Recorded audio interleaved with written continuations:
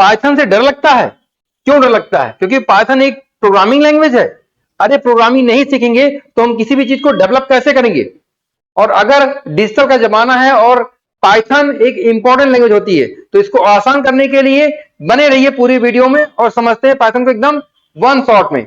साथियों नमस्कार, मेरा नाम जय सिंह है और आज हम लोग सीखेंगे पाइथन के वन लाइन टिप्स, जिनको सीखने से हमें पाइथन पे काम करना बिल्कुल इजी हो जाएगा। और साथ ही साथ अगर मुझे पाइथन आती है, इस वीडियो के माध्यम से हम उस पाइथन को रेगुलर उस पे काम करते रहेंगे तो बने रहेंगे, ताकि हमें वो चीजें याद रहें। ठीक है, तो आज हम लोग सीखते हैं पाइथन के वन लाइन कंटेंट। सबसे पहली बात है कि पाइथन एक हाई लेवल प्रोग्रामिंग लैंग्वेज होती है। पाइथन को डेवलप किया गया था 1991 में। इनको डेवलप करने के लिए गाइडो वैन रॉनसन ने इनको डेवलप किया था। साथ ही साथ पाइथन की जो एक्सटेंशन नेम होता है वो .py होता है। और पाइथन एक इंटरप्रेटेड प्रोग्रामिंग लैंग्वेज होती है, यानी ये लाइन बाय लाइन किसी भी चीज को चेक करती है। ध्यान रखिएगा, प्रोग्रामिंग लैंग्वेज दो होती है, एक कंपाइल करती है और दूसरा इंटरप्रेटर का काम करती है। तो जो हमारी पाइथन है वो इंटरप्रेटेड प्रोग्रामिंग लैंग्वेज होती है, कंपाइलिंग नहीं करती है। ये सारे टॉपिक आपके इंटरव्यू के लिए भी है, साथ ही साथ आपकी नॉलेज के लिए भी है। अगला टॉपिक है मैनुअल कंपाइल करने की जरूरत नहीं होती पाइथन को, यानी कि इसे मैनुअल कंपाइल करने की जरूरत नहीं होती है। किसी भी कोड को अगर हम लोग डिक्लेयर करते हैं तो इंडेंट के लिए हमें क्या देना पड़ता है? स्पेस। अगला टॉपिक होता है, अगर हमें किसी भी पाइथन के प्रोग्राम में कुछ कमेंट लिखना है लेकिन कमेंट वन लाइन का यूज करना है, तो इसके लिए हम लोग क्या यूज करेंगे? हैश टैग का यूज करेंगे। हैश का यूज करने से सिंगल लाइन कमेंट का हम लोग दे सकते हैं। अगर हमें कमेंट मल्टी लाइन देना है तो मल्टी लाइन कमेंट के लिए हम लोग ट्रिपल कोट का, ट्रिपल इन्वर्टेड कॉमा का यूज कर सकते हैं या ट्रिपल कोट का यूज कर सकते हैं। अगला टॉपिक है use print function to show output. अगर मुझे कोई डिस्प्ले लेना है, जैसे मुझे लिखना है हाय या मुझे हेलो लिखना है, तो हम लोग यहां पर लिखेंगे प्रिंट और प्रिंट के बाद ब्रैकेट में इन्वर्टेड कॉमा में लिख देंगे हेलो। अगर हेलो लिखेंगे तो ये हमें क्या होगा? डिस्प्ले दिखाई देगा, यानी कि प्रिंट फंक्शन के द्वारा हमें आउटपुट मिलता है। तो आउटपुट की बात हो गई, तो इनपुट की भी बात होनी चाहिए। इनपुट के द्वारा हम लोग क्या करते हैं? किसी भी डेटा को इनपुट करते हैं, यानी कि अगर हमें कोई नंबर या कोई स्ट्रिंग या कोई मैसेज इनपुट करना होगा तो किसका यूज करेंगे? इनपुट का यूज करेंगे। साथ ही साथ यहां पे देखिए पाइथन क्या होती है? केस सेंसिटिव होती है। केस सेंसिटिव का मतलब होता है कि जब भी कभी हम लोग कोई वेरिएबल यूज करेंगे, जैसे मैंने वेरिएबल यूज किया ए, मैंने कहा a इक्वल टू 10, तो a में मैंने 10 वैल्यू असाइन कर दिया। लेकिन जब मैं प्रिंट करूंगा और मैंने प्रिंट में लिख दिया कैपिटल A, तो हमें आउटपुट नहीं मिलेगा। क्यों नहीं मिलेगा? क्योंकि पाइथन क्या होती है? केस सेंसिटिव होती है, वो इस a को नहीं समझ पा रही है। इसके लिए आपको करना क्या होगा? इसके लिए आपको यहां पे लिखना होगा प्रिंट, क्या लिखेंगे हम लोग? प्रिंट लिखेंगे और प्रिंट के बाद में a लिखेंगे, तब जाके हमें आउटपुट जो मिलेगा वो 10 आउटपुट मिल जाएगा। इसके बाद में क्या लिखा हुआ है? अगला टॉपिक, अगले टॉपिक में पूछा गया, बताया गया है कि no need to declare variable. Variable को पहले डिक्लेयर करने की जरूरत नहीं है। हम लोग जब प्रोग्राम बनाएंगे तो प्रोग्राम के जहां पे जरूरत हो वहां पे हम लोग वेरिएबल को डिक्लेयर कर सकते हैं, एकदम आसान तरीके से। साथ ही साथ वेरिएबल तभी बनता है जब उसमें वैल्यू दी जाती है, यानी कि अगर हमें कोई वैल्यू असाइन करना है तभी हमें उसकी वेरिएबल की जरूरत पड़ती है। साथ ही साथ नेक्स्ट क्वेश्चन, नेक्स्ट पॉइंट है टाइप फंक्शन वेरिएबल का टाइप चेक करता है। टाइप क्या होता है? अगर मान लीजिए मैंने यहां पे लिख रखा हुआ है a इक्वल टू 10 और यहां पे मैंने लिख दिया हुआ है b equal to std with dti, तो देखिए जब हम यहां पे करेंगे प्रिंट और लिखेंगे टाइप a, तो हमें जो आउटपुट मिलेगा वो क्या मिलेगा? नंबर मिलेगा। क्या मिलेगा? नंबर, यानी कि इंटीजर। और हमें जब b टाइप करेंगे तो b को चेक करेंगे तो b पे क्या मिलेगा? स्ट्रिंग मिलेगा। स्ट्रिंग क्यों मिलेगा? क्योंकि ये जो है वो स्ट्रिंग है, यानी टाइप फंक्शन के द्वारा हम लोग चेक करते हैं कि हमारे वेरिएबल में वैल्यू किस प्रकार की है, इंटीजर है, फ्लोट है, बुलियन है या अदर वैल्यू है।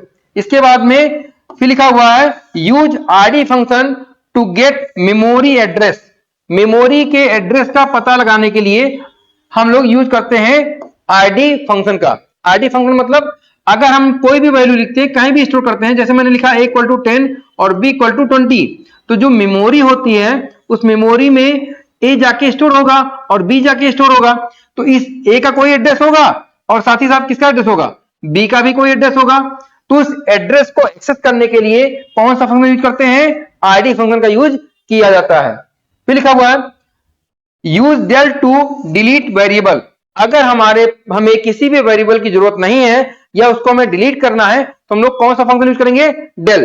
हालांकि del के द्वारा हम लोग कई सारी चीजें डिलीट करते हैं, यहां तक कि लिस्ट, टपल, डिक्शनरी, कई सारी चीजें आती है, तो इन सबों की तो डिलीट नहीं किया जाता, लेकिन लिस्ट डिलीट हो जाती है।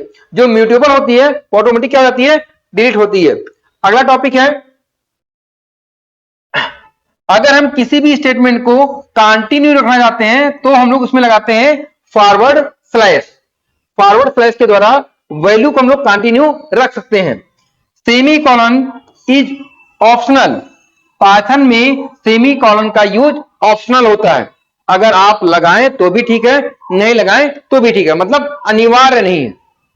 फिर लिखा हुआ use help keywords to see keyword. मतलब पाइथन या कोई भी अदर प्रोग्रामिंग लैंग्वेज होती है तो सबकी अपनी अपनी कीवर्ड होती है। कीवर्ड को हम लोग रिजर्व वर्ड भी बोलते हैं। अगर मुझे यह चेक करना है कि पाइथन में कितने कीवर्ड हैं या उनका नाम क्या है, वो कौन कौन सी कीवर्ड है मुझे नहीं पता है, तो हमें क्या यूज करना पड़ेगा, कीवर्ड्स। हेल्प कीवर्ड्स का यूज करेंगे तो ऑटोमेटिक पाइथन हमें बता देगा कि पाइथन के पास कितने कीवर्ड हैं। अगला होता है डायनेमिक टाइप का। पाइथन क्या होती है, डायनेमिक टाइप की होती है, मतलब इसमें हम लोग मल्टीपल वैल्यू को स्टोर कर सकते हैं सिंगल टाइम पे। अपने वर्क के अकॉर्डिंग, अपने अकॉर्डिंग हम लोग इसमें मल्टीपल वैल्यू को स्टोर कर सकते हैं। अगला पॉइंट है अगर use none to represent null value. अगर हमें नल वैल्यू का यूज करना है तो हमें क्या यूज करना पड़ेगा, नन का यूज करेंगे तो हमें क्या यूज होगा, null value. Plus join string, यानी कि अगर आपको दो स्ट्रिंग, जैसे मैंने यहां लिखा COM और यहां लिख दिया है PUTER, अगर इसे हमें ज्वाइन करना होगा तो हम लोग किस ऑपरेटर यूज करेंगे, प्लस ऑपरेटर का यूज करके, या प्लस ऑपरेटर का यूज करके हम लोग दो टेक्स्ट को यानी दो स्ट्रिंग को ज्वाइन कर सकते हैं। यहां पे लिखा हुआ है जो एस्ट्रिक मार्क होता है ये क्या करता है, रिपीट करता है। ठीक है, एस्ट्रिक, जैसे अगर मुझे कोई वैल्यू कई बार चाहिए, नंबर ऑफ टाइम्स, जैसे मुझे DTI लिखना हुआ है नंबर ऑफ टाइम 10 टाइम, तो मुझे 10 टाइम लिखने की जरूरत नहीं है, हम लोग यहां लिखेंगे कितनी, 10 लिख देंगे तो ऑटोमेटिक 10 टाइम क्या हो जाएगा, रिपीट हो जाएगा। यानी कि स्टार के द्वारा वैल्यू को हम लोग क्या कर सकते हैं, रिपीट कर सकते हैं। /n, फॉरवर्ड /n का यूज न्यू लाइन के लिए होता है। अगर हमें न्यू लाइन पे जाना है, हमारा डेटा हम चाहते हैं कि न्यू लाइन पे आ जाए, नई लाइन पे आ जाए, तो इसके लिए हमें क्या लिखना पड़ेगा, /n। फॉरवर्ड /n लिखेंगे तो वैल्यू कहां पे जाएगी, न्यू लाइन पे पहुंच जाएगी। फिर लिखा हुआ है अगर हम लोग प्रिंट के द्वारा, प्रिंट के अंदर कोई भी स्ट्रिंग वर्ड लिखेंगे इन्वर्टेड कॉमा के अंदर, तो वो हमें आउटपुट के रूप में मिलेगा। यानी कि मैंने आप लिखा प्रिंट इन्वर्टेड कॉमा के अंदर हेलो, तो हमें आउटपुट क्या मिल जाएगा, हेलो मिल जाएगा। अगला टॉपिक है इनपुट। इनपुट वैल्यू हमेशा क्या देती है, स्ट्रिंग वैल्यू देती है। ठीक है, अगर हमें इनपुट के द्वारा हमें स्ट्रिंग वैल्यू नहीं चाहिए, सिर्फ न्यूमेरिकल वैल्यू चाहिए, तो उसे हमें क्या ऐड करना पड़ेगा, INT। समझिए इसको, मैंने यहां लिखा एज इक्वल टू इनपुट, तो यहां पे हमें जो वैल्यू जाएगी वो कौन सी जाएगी, स्ट्रिंग वैल्यू जाएगी। ठीक है, अगर हमें स्ट्रिंग के साथ में न्यूमेरिकल वैल्यू दिए जाते हैं, लेकिन स्पेशल अगर आपको न्यूमेरिकल वैल्यू ही देनी है तो इसके लिए लिखना पड़ेगा age equal to INT input, और यहां पे कोई मैसेज और ब्रैकेट को बंद कर देंगे। अब क्या होगा, हमारी जो वैल्यू जाएगी वो कौन सी वैल्यू जाएगी, इंटीजर वैल्यू ही जाएगी। यहां पे a और ये जो a लिखा हुआ है ये एक प्रकार से वेरिएबल है, एक वेरिएबल है। फिर क्या लिखा हुआ, मल्टीपल असाइनमेंट, आप चाहें तो एक साथ कई सारी वेरिएबल में वैल्यू को स्टोर कर सकते हैं। जैसे एक तरीका हो गया a equal to 10, b equal to 20, c equal to 30। अगर आप इस तरह से ना लिखें तो इसको सिंगल लाइन में लिख सकते हैं। कैसे लिखेंगे, a comma b comma c equal 10 20 30। अब क्या होगा, ऑटोमेटिक a में कितनी वैल्यू स्टोर हो जाएगी, अगर देखा जाए तो a में वैल्यू स्टोर होगी कितनी 10, b में कितनी वैल्यू 20 और c में कितनी वैल्यू 30 वैल्यू स्टोर हो जाएगी। तो साथियों इस प्रकार से जो वन लाइन के कमेंट होते हैं या वर्क होते हैं वो हमारे लिए काफी इंपॉर्टेंट होते हैं। अगला टॉपिक है जिसे हम लोग बोलते हैं स्वैपिंग। स्वैपिंग क्या होता है, अगर हमने दो वेरिएबल लिया, मान लीजिए a में 10 स्टोर कर दिया और b में 20 स्टोर कर दिया। अब मुझे चाहिए क्या, a की वैल्यू b में जाए और b की वैल्यू किस में आ जाए, a में आ जाए। तो इसके लिए हम लोग क्या यूज करते हैं, स्वैपिंग का। कैसे कर सकते हैं, a b कर दिया, इक्वल कर दिया क्या, b और a। तो अब क्या होगी, a की वैल्यू b में और b की वैल्यू कहां स्टोर हो जाएगी, a में स्टोर हो जाएगी। अगला टॉपिक इसमें दिया गया है, use len function to find length. अगर किसी भी लेंथ को फाइंड आउट करना है तो उसके लिए हम लोग क्या यूज कर सकते हैं, लेन फंक्शन होता है उसका यूज कर सकते हैं। फिर लिखा हुआ है स्ट्रिंग आर इम्यूटेबल, यानी कि स्ट्रिंग क्या होती है, अपरिवर्तनीय होती है, उसको हम लोग चेंज नहीं कर सकते हैं। फिर लिखा हुआ लिस्ट आर म्यूटेबल, यानी लिस्ट को हम लोग क्या कर सकते हैं, बदल सकते हैं, चेंज कर सकते हैं, वो म्यूटेबल होता है। Use type function, type function क्या होता है, हमें ये चेक करना है कि ये लिस्ट है कि टपल है कि डिक्शनरी है, ये चेक करने के लिए क्या यूज करते हैं, टाइप फंक्शन। वो खुद ही बताएगा कि मैं लिस्ट हूं कि टपल हूं कि डिक्शनरी हूं, क्या हूं, वो देगा मैसेज आपको। कैसे देगा, अगर आपने यहां पे लिख दिया a और यहां पे लिख दिया 1 स्क्वायर ब्रैकेट में 1 2 3 और यहां पे लिख दिया आपने प्रिंट, प्रिंट के बाद आपने लिखा है यहां पे टाइप a, तो वो आपको बता देगा कि हम कौन है, हम लिस्ट हैं। ठीक है, आगे आते हैं। अगला टॉपिक है, यहां पे लिखा हुआ है जो बूलियंस वैल्यू होती है वो क्या होती है, ट्रू और फॉल्स होती है। स्टूडेंट लोग गलती इस बात पे करते हैं कि कभी कभी यहां पे जब बूलियन वैल्यू लिखना होता है तो ट्रू लिख देते हैं, ये गलत होता है। यहां पे लिखना होगा ट्रू, TRUE, टी जो होगा वो किसमें होगा, कैपिटल होगा। इसी प्रकार से जो फॉल्स होगा उसमें एफ जो होगा वो भी किसमें लिखना पड़ेगा, कैपिटल में लिखना पड़ेगा। ये चीज को ध्यान रखिएगा। अगला लिखा हुआ है जो बूलियन होता है, बूलियन में जीरो का मान क्या होता है, फॉल्स होता है। क्या मतलब मान होता है, फॉल्स, और 1 का वैल्यू क्या होती है, ट्रू होती है। ठीक है, यानी कि जीरो का मतलब फॉल्स और 1 का मतलब ट्रू होता है। यूज कॉम्प्लेक्स नंबर, अगर हमें कॉम्प्लेक्स नंबर यूज करना होता है, देखिए एक होता है a इक्वल टू 10, ये हो गया इंटीजर या नंबर। b इक्वल टू मैंने कर लिख दिया DTI, तो ये हो गया हमारा क्या, स्ट्रिंग। अगर हमें मिक्स चाहिए, जैसे मैंने आप लिख दिया c इक्वल टू 10.734, ये वैल्यू कौन सी हो गई, ये वैल्यू हमारी होगी फ्लोट वैल्यू। लेकिन मुझे मिक्स वैल्यू चाहिए, तो मिक्स वैल्यू के लिए हमें क्या यूज करना पड़ता है, जे का यूज करना पड़ता है। ठीक है, कॉम्प्लेक्स नंबर के लिए जे का यूज कर सकते हैं हम लोग।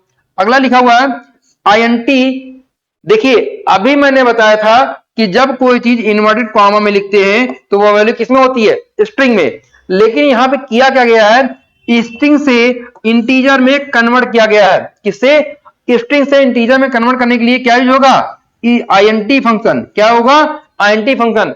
INT के द्वारा किसी भी स्ट्रिंग को हम लोग इंटीजर में कन्वर्ट कर सकते हैं। अगला टॉपिक है, यहां पर लिखा गया है फ्लोट। अगर कोई वैल्यू है, जैसे मैंने आप लिखा FLOAT और यहां पे लिख दिया 3, तो हमें आउटपुट क्या मिलेगा, 3.0। क्यों मिलेगा, क्योंकि फ्लोट का मतलब होता है पॉइंट, और जो ये वैल्यू है ये खाली नंबर है, यानी इंटीजर वैल्यू है। तो हमें किसी भी इंटीजर को फ्लोट में कन्वर्ट करने के लिए फ्लोट फंक्शन का यूज करना पड़ता है। फिर लिखा हुआ है data type declaration operation. Data type ज्यादा डिक्लेयर करने की जरूरत नहीं होती कि मेरा किस प्रकार का डेटा है, ए है, बी है, सी है, क्या है, वो डिक्लेयर करने की जरूरत नहीं होता। अगर आप किसी भी प्रोग्राम को चलाएं और टाइप एरर आ जाए तो इसका मतलब क्या होता है, आपने गलत टाइप ऑपरेशन में टाइप एरर आता है। अगर आपने कोई गलत टाइप किया हुआ है, मिस्टेक है टाइपिंग में, तो क्या ऑप्शन आएगा, टाइप एरर। फिर लिखा हुआ है all data types are objects in Python. Python में सब कुछ क्या है, एक ऑब्जेक्ट होता है जिसका एक मीनिंग्स होती है। तो पाइथन में हर एक चीज क्या होती है, एक ऑब्जेक्ट के रूप में होती है। देखिए, अगर आपको किसी भी ऑब्जेक्ट के एट्रीब्यूट को देखना होगा तो हमें किसका चुनना पड़ेगा, dir फंक्शन। डिस्प्ले क्या होता है, डिस्प्ले ऑल एट्रीब्यूट। किसी भी ऑब्जेक्ट के एट्रीब्यूट को डिस्प्ले करने के लिए dir फंक्शन का यूज करते हैं हम लोग। अब बात आ गई है इंपॉर्टेंट, जिसमें बात है अरिथमेटिकल ऑपरेटर्स की। साथियों, अरिथमेटिकल ऑपरेटर जो होते हैं वो प्लस होते हैं, माइनस होते हैं, मल्टीप्लिकेशन, डिवीजन, और यहां पे देखिए मॉड्यूलेशन होता है और फ्लोर डिवीजन। इसके बाद में एक्सपोनेंशियल भी होता है। इसका मतलब क्या होता है, देखिए प्लस वैल्यू को जोड़ेगा, जैसे मैंने आप लिख दिया a इक्वल टू 11 और b इक्वल टू 2, तो जब मैं प्लस करूंगा a प्लस b तो हमें आउटपुट मिलेगा 13, और अगर मैं लिखूंगा a माइनस b तो हमें जो आउटपुट मिलेगा वो कितना मिलेगा, आउटपुट हमें मिलेगा 9। a इंटू बी करेंगे तो हमें आउटपुट क्या मिलेगा, आउटपुट की जो वैल्यू आएगी 22 आएगी। और अगर हम लोग करते हैं a अपान b तो हमें आउटपुट क्या मिलेगा, आउटपुट हमें मिलेगा 5.5। इसी प्रकार से अगर हम लोग लिखते हैं a मॉड्यूलेशन b तो हमें आउटपुट जो मिलेगा वो क्या मिलेगा, 1 मिलेगा। 1 का मतलब रिमाइंडर वैल्यू। कौन सी वैल्यू, रिमाइंडर। जो हमें 11 को जब हम लोग 2 से डिवाइड करेंगे तो 5 टाइम जाएगा, यहाँ पे 10 आएगा, 1 बचेगा, 1 रिमाइंडर होगी। इसी प्रकार से अगर मान लो यहाँ पे 2 है और यहाँ पे 27 है, जब इसको हम लोग डिवाइड करेंगे तो ये जाएगी वैल्यू कितनी टाइम, यहाँ पे 5 से डिवाइड कर लें, यहां से 5 से डिवाइड करेंगे तो ज्यादा अच्छा रहेगा। हमें जो यहाँ पे 5 डिवाइड करेंगे तो वैल्यू आएगी 25 और रिमाइंडर कितना आएगा, 2। कितना आएगा, 2। इस प्रकार से जो ये ऑपरेटर होता है इसके द्वारा हम लोग क्या करते हैं, उसके रिमाइंडर वैल्यू को, और ये इसको हम लोग बोलते हैं फ्लोर डिवीजन। फ्लोर डिवीजन क्या होता है, जब कभी आप a upon a floor division b करेंगे तो आउटपुट मिलेगा आपको 5, यानी कि पॉइंट के पहले की वैल्यू। और ये जो होता है एक्सपोनेंशियल, इसको हम लोग बोलते हैं पावर। अगर आप लिखते हैं a इंटू इंटू बी तो आपको आउटपुट मिलेगा 1 to 1, यानी कि 11 इंटू 2। ठीक है, तो इस प्रकार से ये हो गया हमारा कौन सा ऑपरेटर, अरिथमेटिकल ऑपरेटर। अगला है, ये लिखा भी हुआ है यहाँ पे, फ्लोर डिवीजन के विषय में बताया गया है जो मैंने अभी डिस्क्राइब किया हुआ है। इसी प्रकार से अगला है रिमाइंडर के लिए क्या होता है, शेषफल बताएगा। रिमाइंडर क्या बताएगा, शेषफल। तो हम लोगों ने यहीं पे सारे पॉइंट क्लियर कर लिए हैं। अगला पॉइंट है, ये भी पॉइंट अभी हम लोगों ने क्लियर किया था, अभी तुरंत किया है, ये पावर देता है। अब बात आती है हमारी नेक्स्ट ऑपरेटर की, जिसे हम लोग बोलते हैं असाइनमेंट ऑपरेटर। किसकी, असाइनमेंट ऑपरेटर। असाइनमेंट ऑपरेटर क्या होता है, असाइनमेंट ऑपरेटर का मतलब होता है वैल्यू क्या करना होता है, असाइनमेंट। ऐसे समझिए, अगर आप प्लस के साथ में रहोगे तो आपको पॉजिटिव मिलेगा, माइनस के साथ में रहेंगे तो क्या मिलेगा, निगेटिव मिलेगा। इसी को हम लोग क्या बोलते हैं, असाइनमेंट ऑपरेटर बोलते हैं। ठीक है, तो चलिए चेक करते हैं। जैसे मान लीजिए ए की वैल्यू कितनी है 10 और बी की वैल्यू कितनी है 5, तो इसको हम लोग ऐसे भी लिख सकते हैं a equal to A plus B. लेकिन अगर हमें इसको असाइनमेंट ऑपरेटर के रूप में लिखना होगा तो कैसे लिखेंगे, a प्लस इक्वल बी। तो ये हमारा क्या हो जाएगा, a प्लस इक्वल बी हमारा असाइनमेंट ऑपरेटर, यानी कि अब इसका मान कितना होगा, 10 और 5 कितना हो जाएगा 15।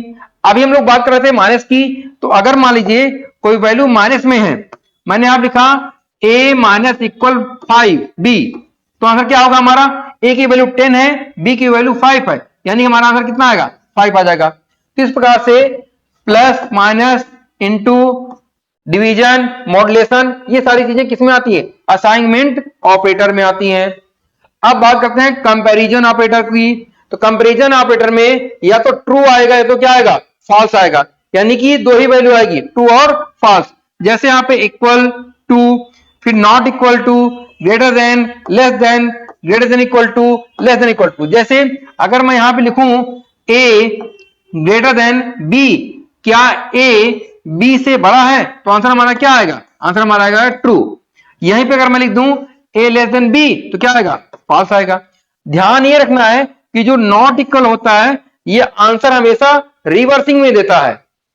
अगर वैल्यू बराबर होगी, देखिए जैसे मैं यहां लिख दिया ए नॉट इक्वल बी, तो ए जो है वो बी के बराबर नहीं है, लेकिन ये आंसर देगा ट्रू। क्या देगा? ट्रू। ये ध्यान रखना है। और अगर आपसे क्वेश्चन में पुटअप किया जाए कि कंपैरिजन ऑपरेटर कौन कौन से होते हैं तो आप बता सकते हैं। साथ ही साथ लॉजिकल ऑपरेटर कौन से होते हैं? तो लॉजिकल में पाइथन में 3 ऑपरेटर पाए जाते हैं। एक का नाम होता है एंड, एक का नाम होता है और क्या होता है? नॉट। एंड और नॉट। अब एंड और नॉट को समझने के लिए नॉट में लिख लीजिएगा रिवर्स, मतलब ये उल्टा देगा। अभी जैसे मैंने आपको बताया एंड में और में दो चीज समझना है। एंड में समझ लीजिएगा, लिख लीजिएगा 1 1 ट्रू, और में समझिएगा 0 0 फॉल्स। इसका मतलब क्या होता है? एंड में ट्रू तभी आएगा जब सारी कंडीशन क्या होगी? ट्रू होगी। और में फॉल्स तभी आएगा जब सारी कंडीशन क्या होगी? फॉल्स होगी। अगर आर में पहली कंडीशन ट्रू है और दूसरी कंडीशन क्या है? फॉल्स है, तो ऑलवेज आपका जो रिजल्ट आएगा वो क्या आएगा? ट्रू ही आएगा। ठीक है, तो इस प्रकार से लॉजिकल ऑपरेटर भी हम लोगों के कंप्लीट हो गए। अगला टॉपिक है, उसे हम लोग क्या बोलते हैं? Bitwise operator. काफी जाना माना पहचाना और यूजफुल ऑपरेटर हम लोग क्या बोलते हैं? Bit wise. ठीक है, तो बिट वाइज ऑपरेटर में कितने होते हैं? Bitwise operator, bitwise and, or, XOR, left shift, right shift, one's complement, ये सारे बिटवाइज ऑपरेटर होते हैं। मेंबरशिप में समझ लीजिए, मेंबरशिप में कितने होते हैं? इन और नॉट इन। आइडेंटिटी ऑपरेटर में कौन होते हैं? इज और is not. Compare value, value को कंपेयर करने के लिए हम लोग क्या करते हैं? इक्वल टू ऑपरेटर का यूज करते हैं। अगला टॉपिक है एज बी। अब क्या किया गया है?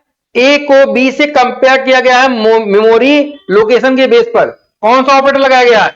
Is operator. इसका मतलब इज ऑपरेटर क्या करता है? मेमोरी की बेस से क्या करता है? कंपेयर करता है। नॉट रिवर्स बुलियन वैल्यू, अभी बताया गया था कि जो नॉट साइन होता है वो वैल्यू क्या देता है? रिवर्स में देता है, यानी कि ट्रू को फॉल्स देगा और फॉल्स को क्या देगा? ट्रू देगा। And return true if both true, वही वर्ड 1 by 1 तो क्या होगा? ट्रू होगा, अदरवाइज क्या होगा? फॉल्स होगा। और return true if any one true, अगर एक भी वैल्यू ट्रू होगी तो और के अंतर्गत में कंडीशन क्या आ जाएगी? ट्रू आ जाएगी। चलते हैं हम लोग आगे। ये असाइनमेंट ऑपरेटर है, यहां पे लिखा गया है a plus equal 1 same as a equal to a plus B. अगला है use power A and B, यानी पावर फंक्शन के द्वारा हम किसी भी वैल्यू की पावर निकालते हैं। Operators can be use with variable, हमेशा ऑपरेटर किसी भी वेरिएबल के साथ ही यूज किए जाएंगे, सिंगल यूज नहीं कर सकते हैं। String support plus and asterisk operator. Plus का मतलब होता है जोड़ना और एस्ट्रिक का मतलब होता है रिपीट करना। किसी भी वैल्यू को जितनी बार रिपीट करना होगा, अगर स्ट्रिंग में करना है तो हम लोग स्टार का यूज कर सकते हैं। अगला पॉइंट है स्ट्रिंग इंडेक्सिंग स्टार्ट। इंडेक्स का मतलब होता है कि वैल्यू कहां पे है। जैसे मैंने यहां पे कोई वैल्यू लिख दी 1 2 3, तो यहां पे ये वैल्यू किस पे है? 0 पे, ये वैल्यू 1 पे और ये वैल्यू 2 पे। यानी वो स्ट्रिंग हो चाहे कैरेक्टर हो या न्यूमेरिकल हो, उसकी जो स्टार्टिंग इंडेक्सिंग होती है वो कहां से होती है? 0 से होती है। निगेटिव इंडेक्स कहां से होता है? -1 से। यानी अगर अपोजिट साइड में चलना है बैकवर्ड, तो ये स्टार्ट कहां से होगा? -1 -2 -3। साथियों, अगर इस पॉइंट को हम लोग कंप्लीट कर लेते हैं तो हमें फायदा यह होता है कि पाइथन को पढ़ने से पहले हमें यह पता चल जाएगा कि पाइथन में क्या चीजें कैसे होती हैं। तो ये हो गया इंडेक्सिंग। आगे बात आती है जिसे बोलते हैं नेम। लिखा हुआ नेम, नेम एक वेरिएबल है। जैसे मैंने नेम लिया और नेम में मैंने कुछ वैल्यू को स्टोर कर दिया, जैसे 1 3 4 5 6 7, ये वैल्यू मैंने स्टोर कर दिया। और यहां पे लिखा मैंने प्रिंट ए को प्रिंट किया है 0 से कहां तक, 3 तक। इसका मतलब होता है कि हमें 0 1 2 यहां तक की वैल्यू चाहिए, 3 तक वैल्यू चाहिए। ठीक है, तो सेम है, इसके लिए 0 की जरूरत नहीं है, सिर्फ आप कोलन और 3 का यूज कर सकते हैं। अगला है, ये लास्ट में 3 से स्टार्ट होगा और टिल तक यानी अंत तक जितनी वैल्यू होगी सारी वैल्यू दिखा देगा। किसी भी वर्ड को अगर लोअर में कन्वर्ट करना होगा तो किस फंक्शन का यूज करेंगे, लोअर फंक्शन का। और अगर किसी भी वर्ड को टाइटल केस में कन्वर्ट करना होगा या कैपिटलाइज केस में कन्वर्ट होगा तो किसका यूज करेंगे, टाइटल केस। टाइटल केस का मतलब होता है कि किसी भी वर्ड का पहला लेटर कैपिटल में होगा और बाकी सारे लेटर स्मॉल में होंगे। टाइटल और कैपिटलाइज फर्स्ट लेटर को कैपिटल में करते हैं, दोनों सेम होते हैं। अगला है स्ट्रिप, रिमूव स्पेस। अगर आपने कोई स्ट्रिंग लिखा हुआ है और बीच में राइट और लेफ्ट दोनों साइड में स्पेस दिया हुआ है, जैसे आपने लिख दिया पाइथन, तो इन दोनों को रिमूव करने के लिए कौन काम आएगा, स्ट्रिप आएगा। यानी कि राइट साइड और लेफ्ट साइड के स्पेस को रिमूव करने के लिए काम आता है स्ट्रिप। अगला है रिप्लेस। अगर ए की जगह पे बी करना है तो आप क्या करोगे, रिप्लेस फंक्शन का यूज कर सकते हैं। स्प्लिट, यानी स्प्लिट फंक्शन क्या करता है, ब्रेक करता है। अगर आपकी लिस्ट बड़ी है उसको छोटी करनी है तो हमें क्या यूज करना है, स्प्लिट। ज्वाइन क्या करता है, दो या दो से अधिक स्ट्रिंग को क्या करेगा, ज्वाइन करेगा। काउंट, काउंट आपके सिस्टम में, आपकी प्रोग्रामिंग में कितने वर्ड लिखे गए हैं।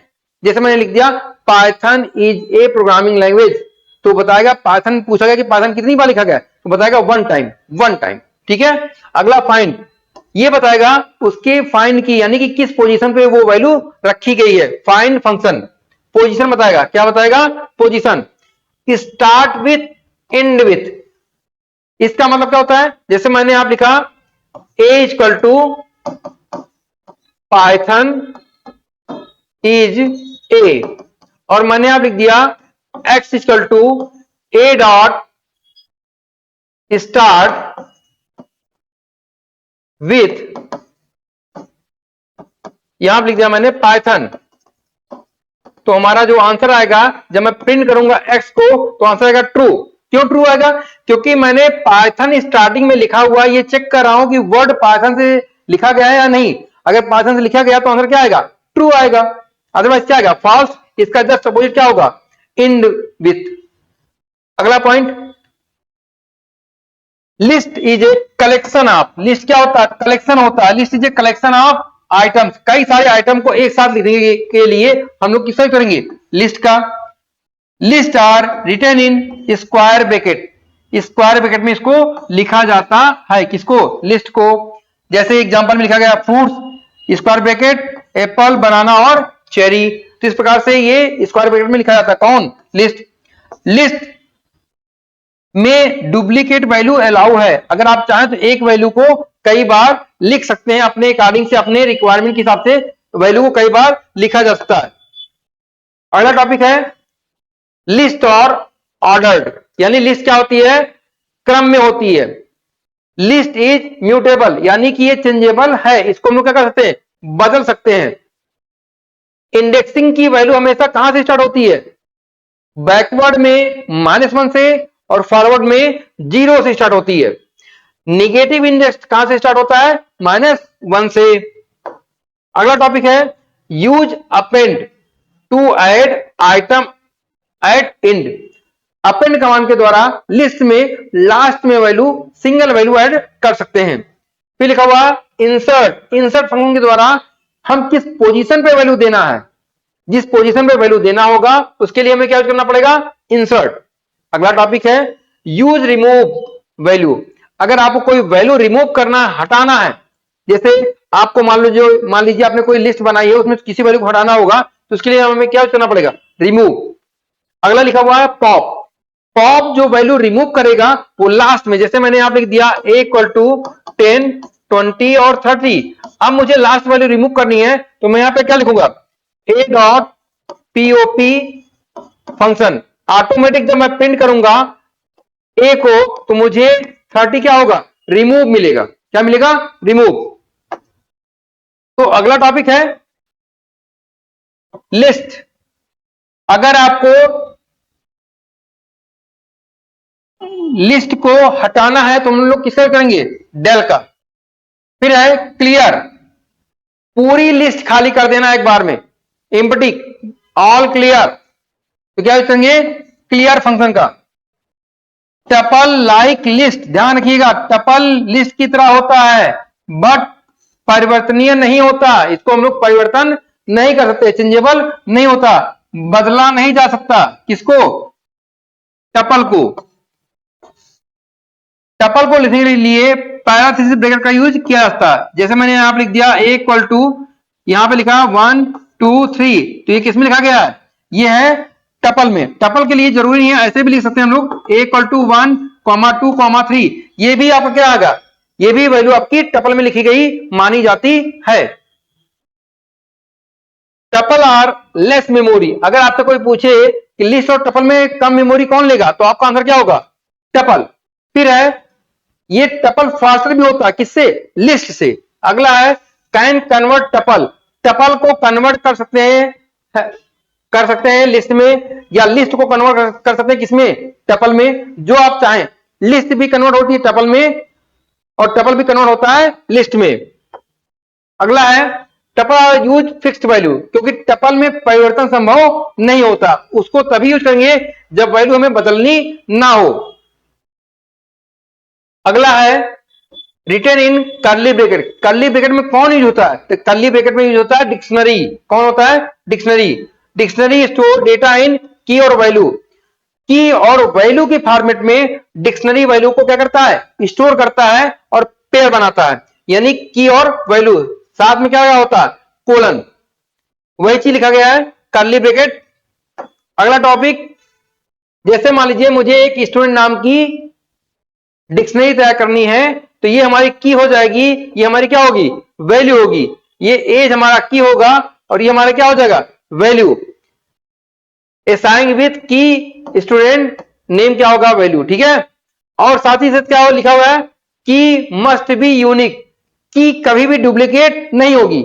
वैल्यू डुप्लीकेट हो सकती है, एक नाम के कई लोग हो सकते हैं, लेकिन नेम यानी की बार बार नहीं डुप्लीकेट होगी। एक बार बन गई तो बन गई। वैल्यू कैन बी डुप्लीकेट, की नॉट डुप्लीकेट, की डुप्लीकेट नहीं होगी। अगर आप वैल्यू को ऐड करना चाहते हैं डिक्शनरी में, तो सीधे आप अपडेट भी कर सकते हैं। अगर सिटी नाम की कोई की नहीं बनी होगी तो सिटी नाम की बन जाएगी, उसमें क्या ऐड हो जाएगा? दिल्ली। और अगर सिटी नाम की कोई की बनी होगी तो उसमें दिल्ली ऐड हो जाएगा अपने आप। रिमूव आइटम, पॉप के द्वारा आप किसी भी आइटम को रिमूव कर सकते हैं। एज रिमूव हो जाएगा यहां से। पाइथन में इंपॉर्टेंट क्वेश्चन, पाइथन में कितने प्रकार के लूप पाए जाते हैं, यानी कि पाइथन कितने प्रकार के लूप को सपोर्ट देता है? तो सपोर्ट देता है कितना? 2। एक लूप होता है जिसे बोलते हैं व्हाइल, और एक लूप होता है जिसे हम लोग बोलते हैं फॉर। लिखा हुआ है for loop use for sequence. Sequence के लिए हम लोग किसका यूज करते हैं? फॉर लूप का यूज कर सकते हैं। इसे हम लोग ऐसे समझ सकते हैं सिंटेक्स के द्वारा कि यहां लिखा गया फॉर आई इन रेंज 5 और प्रिंट आई, तो क्या होगा? 0 1 2 3 और 4। ये 5 वैल्यू इनपुट हो जाएंगी किसके द्वारा? लूप के द्वारा। कौन सा लूप? For loop. अब देखिए जो रेंज होती है स्टार्ट, स्टॉप और स्टेप। स्टार्ट की वैल्यू ऑलवेज 1 होती है, सॉरी 0 होती है, और स्टेप की वैल्यू हमेशा क्या होती है? 1 होती है always. Use break to exit loop. अगर आप ब्रेक का यूज करते हैं तो कंडीशन ट्रू होने पर आप लूप से क्या आ जाएंगे? बाहर आ जाएंगे। अगर आप कंटिन्यू यूज करते हैं तो कंटिन्यू का मतलब होता है स्किप। क्या मतलब होता है? स्किप। मतलब उस वैल्यू को हटा देगा और लूप आपका क्या रहेगा? कंटिन्यू रहेगा। चलते हैं अगले टॉपिक की तरफ। अगला पॉइंट है use pass to label empty loop. अगर आपको कोई मैसेज देना है, ना लूप से बाहर आना है ना किसी वैल्यू को स्किप करना है, तो उसके लिए हम लोग क्या कर सकते हैं? पास स्टेटमेंट का यूज कर सकते हैं। Loop can be nested. एक लूप के अंदर दूसरा लूप भी बना सकते हैं, उसके अलावा भी लूप बना सकता है, उसे हम लोग क्या बोलते हैं? Nested loop. Function are reusable, function को हम लोग क्या कर सकते हैं, कई बार यूज कर सकते हैं, इसीलिए तो फंक्शन बनाया जाता है। किसी भी फंक्शन को बनाने के लिए डिफ कीवर्ड का यूज करते हैं। साथियों, हम लोगों ने 116 पॉइंट तैयार किया है वन लाइन के लिए, जो कि हमारे लिए बहुत इंपॉर्टेंट है। आगे भी हम लोग इसी तरह की वीडियो बनाएंगे। अगर आपको वीडियो पसंद आई हो तो चैनल को सब्सक्राइब कर लीजिएगा और वीडियो को लाइक कर दीजिएगा। नमस्कार।